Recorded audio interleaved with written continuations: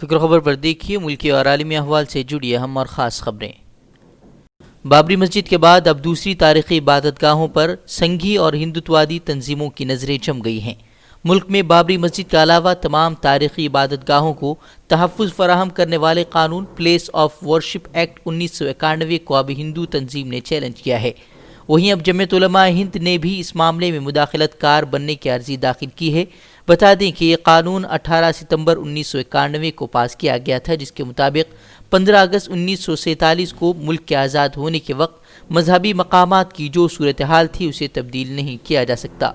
جمعیت کا خیال ہے کہ ہندو پجاری تنظیم کی درخواست پر نوٹس جاری کرنے سے غلط پیغام جائے گا، خاص طور سے ایودھیا تنازع کے بعد اب مسلم کمیونٹی کے لوگوں کے ذہنوں میں اپنے عبادت گاہوں کے سلسلے میں خوف پیدا ہوگا، جس سے ملک کا سیکولر معاشرہ تباہ ہو جائے گا۔ میڈیا کی زہرافشانی پر مودی سرکار نے پھر جواب داخل نہیں کیا ہے، جس سے سماعت 19 جون تک ٹل گئی ہے۔ دراصل فرضی اور نفرت انگیز خبریں نشر کرنے اور ملک میں نفرت کا ماحول پیدا کرنے کے معاملے میں میڈیا کے خلاف سپریم کورٹ نے مرکز کو نوٹس دیا ہے، مگر اس کی جانب سے اب تک جواب داخل نہیں کیا ہے۔ قابل ذکر امر یہ ہے کہ اس سماعت پر صرف ملت اسلامیہ ہند کی نہیں بلکہ ملک بھر کی نظریں مرکوز ہیں، جو یہ دیکھنا چاہتے ہیں کہ بے لگام ہو چکے میڈیا کے کچھ حلقوں کو عدالت عظمیٰ کس طرح لگام لگائے گی۔ یو پی پولیس نے یوگی آدتیہ ناتھ کے آفس کو بم سے اڑانے کی دھمکی دینے والے 2 افراد کو گرفتار کیا ہے۔ گونڈا سے تعلق رکھنے والے یہ دونوں سگے بھائی ہیں، جن کا نام راجا باپو اور منیش بتایا جا رہا ہے۔ حالانکہ دونوں کا کوئی کرمنل ریکارڈ نہیں ہے۔ پوچھ تاچھ میں دونوں نے اپنی غلطی کا اعتراف کیا ہے۔ خیال رہے کہ ایک واٹس ایپ گروپ کے ذریعے یوگی کے دفتر سمیت 50 دوسرے مقامات پر بم دھماکے کی دھمکی دی گئی تھی۔ لاک ڈاؤن کے دوران مہاجر مزدوروں کی گھر واپسی کے لیے حکومت دعویٰ کرتی آ رہی تھی کہ اس نے 85% رقم ادا کی ہے، حالانکہ رپورٹ کچھ اور ہی بتا رہی ہے۔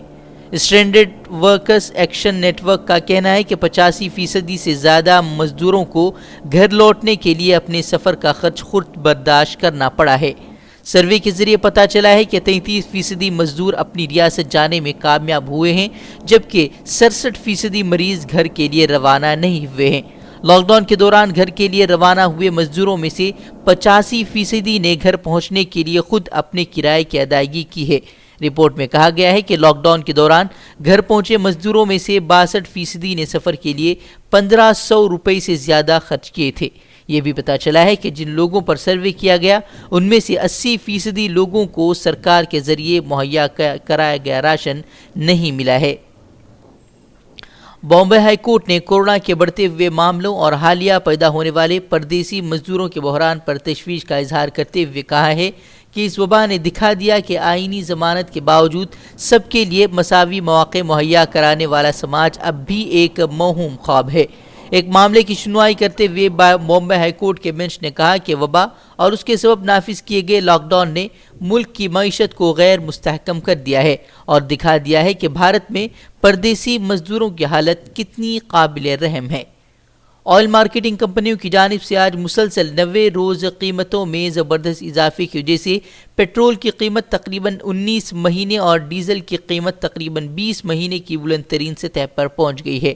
لگاتار ہو رہے اضافے کی وجہ سے عوام حیران و پریشان ہے، کیونکہ کورونا کی وبا کی وجہ سے پہلے ہی ان کو کئی طرح کے مسائل کا سامنا کرنا پڑ رہا ہے اور تیل کی قیمتوں میں اضافے کے سبب مہنگائی بھی بڑھ رہی ہے۔ ان 8 دنوں میں دہلی میں پیٹرول 5 روپے یعنی 7% اور ڈیزل 5 روپے 23 پیسے یعنی 7.5% مہنگا ہو چکا ہے۔ مہاراشٹر میں مہا گٹھ بندھن سرکار میں اختلافات کی خبروں کی خود ریاستی وزیر اشوک چوہان نے تصدیق کی ہے۔ انہوں نے اس کے لیے نوکرشاہوں کو ذمہ دار ٹھہراتے ہوئے امید ظاہر کی ہے کہ جلد ہی کانگریس لیڈر ادھو ٹھاکرے سے ملاقات کے بعد اس معاملے کو حل کریں گے۔ کانگریس رہنما دگ وجے سنگھ کی مشکلیں بڑھتی نظر آ رہی ہیں۔ دگ وجے سنگھ نے ٹویٹر پر وزیر اعلیٰ شیوراج سنگھ چوہان کا ایک ویڈیو شیئر کیا جو بعد میں ایڈیٹڈ پایا گیا ہے، جس کے بعد بی جے پی نے بوال مچانا شروع کر دیا ہے۔ بی جے پی نے وزیر اعلیٰ کے خلاف فیک نیوز پھیلانے کے الزام میں دگ وجے سنگھ کے خلاف FIR درج کرائی ہے۔ بالی ووڈ اداکار سشانت سنگھ کی موت کے پیچھے سازش کے اندیشے کو پوسٹ مارٹم رپورٹ نے مسترد کر دیا ہے۔ پوسٹ مارٹم رپورٹ میں اس بات کا انکشاف ہوا ہے کہ پھانسی لگنے کی وجہ سے ہی ان کی موت واقع ہوئی ہے۔ قابل ذکر ہے کہ اتوار کے روز سشانت سنگھ کی لاش رسی سے ٹنگی ہوئی ملی تھی، جس کے بعد خدشہ ظاہر کیا گیا تھا کہ انہوں نے کسی وجہ سے خودکشی کر لی ہے۔ حالانکہ اہل خانہ اسے خودکشی کے بجائے قتل قرار دیتے ہوئے جانچ کا مطالبہ کر رہے تھے۔ کانگریس نے اتر پردیش کی بھارتیہ جنتا پارٹی کی حکومت پر اتوار کو شدید حملہ کرتے ہوئے اسے سادھو کی شکل میں شیطان کی طرح کام کرنے والی حکومت قرار دیا ہے۔ دراصل مہاجر مزدوروں کی واپسی کے لیے کانگریس کی جانب سے انتظام کی گئی بسوں کے معاملے میں گڑبڑی کا الزام لگاتے ہوئے یو پی کانگریس صدر کو گرفتار کیا گیا تھا، جس کے بعد اب اتر پردیش کانگریس نے ریاستی صدر کی رہائی کے لیے پوسٹرز جاری کیے ہیں۔ اس دوران انہوں نے ریاستی حکومت کو سادھو کی شکل میں شیطان کا کام کرنے والی بتاتے ہوئے کہا کہ اس حکومت کو اپنے طریقہ کار پر پچھتانا چاہیے۔ دہلی میں کورونا انفیکشن کے بے قابو حالات پر بات چیت کے لیے مرکزی وزیر داخلہ امت شاہ نے آج کل جماعتی میٹنگ بلائی ہے۔ میٹنگ میں عام آدمی پارٹی، کانگریس، بھارتیہ جنتا پارٹی اور بہوجن سماج پارٹی کے لیڈر شامل ہوں گے۔ دوسری طرف شاہ نے اتوار کو دہلی میں کورونا کے حالات پر 2 میٹنگیں کی ہیں۔ پاکستان میں انڈین ہائی کمیشن میں کام کرنے والے 2 ہندوستانی عہدیداروں کے لاپتہ ہونے کی خبر ہے۔ خبر ملتے ہی افسران میں کھلبلی مچ گئی ہے۔ اس سلسلے میں اب تک حکومت ہند اور پاکستان کی حکومت کی جانب سے کوئی بھی جواب نہیں موصول ہوا ہے۔ بابری مسجد انہدام کے اس معاملے میں سی بی آئی کی خصوصی عدالت میں سماعت جاری ہے۔ بی جے پی کے سینئر رہنما و سابق رکن پارلیمان ونے کٹیار کو آج عدالت میں طلب کیا گیا ہے، جہاں ان کے بیانات قلم بند کیے جائیں گے۔ خصوصی عدالت میں سماعت کے دوران اب تک اما بھارتی، ایل کے اڈوانی اور بہت سے دوسرے لوگوں کے بیانات بھی قلم بند ہو چکے ہیں۔ ملک بھر میں کورونا وائرس کے نئے کیسز میں تیزی کے ساتھ اضافہ ہوتا جا رہا ہے۔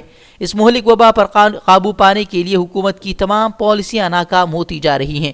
گزشتہ 24 گھنٹوں کے دوران بھارت میں کورونا وائرس کے 11,502 نئے کیسز سامنے آئے ہیں۔ 325 مریضوں کی اس دوران موت بھی واقع ہوئی ہے، لیکن ایک جانب اچھی خبر یہ بھی رہی ہے کہ 1,59,798 مریض اس بیماری سے صحت یاب ہونے میں بھی کامیاب ہو چکے ہیں۔ چین میں کورونا کی دوسری لہر شروع ہو گئی ہے۔ پچھلے 3 دن میں کورونا وائرس کے مقامی سطح پر انفیکشن پھیلنے کے 36 نئے معاملے سامنے آنے کے بعد راجدھانی میں کورونا وائرس کے پھر سے پھیلنے کا اندیشہ پیدا ہو گیا ہے۔ بیجنگ میں نئے معاملوں کے تار خوردنی اشیاء کے سب سے بڑے تھوک بازار شنفاتی سے جڑے بتائے جا رہے ہیں۔ اب بازار کو بھی بند کر دیا گیا ہے، جبکہ کئی علاقوں میں لاک ڈاؤن کا بھی اعلان کر دیا گیا ہے۔ کرناٹک میں بھی کورونا وائرس کے واقعات میں اضافہ رکنے کا نام نہیں لے رہا۔ اتوار کے دن 176 نئے کیسز سامنے آئے ہیں۔ اس کے ساتھ ہی ریاست میں کورونا وائرس سے متاثر ہونے والوں کی تعداد 7,000 سے تجاوز کر گئی ہے۔ ریاست کے مختلف کووڈ اسپتالوں سے 312 افراد کے صحت یاب ہونے کے ساتھ ہی ریاست میں صحت یاب ہونے والے افراد کی تعداد 3,995 تک پہنچ گئی ہے۔ کورونا وائرس کا شکار ہو کر ریاست میں اتوار کو مزید 5 افراد کی موت ہو گئی ہے، جس سے اب تک مرنے والوں کی تعداد 86 تک پہنچ گئی ہے۔ وہیں کورونا لاک ڈاؤن میں دبئی اور متحدہ عرب امارات کے مختلف علاقوں میں پھنسے بھٹکل سمیت اطراف کے علاقوں کے لیے بھٹکل کے تاجر جناب عتیق الرحمان منیری نے پھر ایک زبردست خوشخبری کا اعلان کیا ہے، جس کے مطابق پہلی چارٹرڈ فلائٹ کے کامیاب تجربے کے بعد اب 23 جون کو راس الخیمہ ایئرپورٹ سے منگلورو کے لیے دوسری چارٹرڈ فلائٹ کے ذریعے مسافروں کو روانہ کرنے کا فیصلہ کیا گیا ہے۔ خیال رہے کہ پہلی چارٹرڈ فلائٹ کے ذریعے 184 افراد بھٹکل پہنچ چکے ہیں، جنہیں اب کوارنٹائن کر دیا گیا ہے۔ دبئی میں پھنسے کنڈیگاز کو خصوصی طیارے کے ذریعے وطن لائے جانے کے بعد اب سعودی میں پھنسے کنڈیگاز بھی حکومت سے ان کی وطن واپسی کے لیے خصوصی طیارے کا انتظام کرنے کی اپیل کرتے نظر آ رہے ہیں۔ سعودی میں مقیم کنڈیگاز نے ٹویٹر پر #سعودی کنڈیگاز نیڈ فلائٹ کے نام سے ٹرینڈ چلا کر حکومت کی توجہ اپنی جانب مبذول کرانے کی کوشش کی ہے۔ خیال رہے کہ لاک ڈاؤن کے باعث ملازمت چلے جانے اور دوسری پریشانیوں کی وجہ سے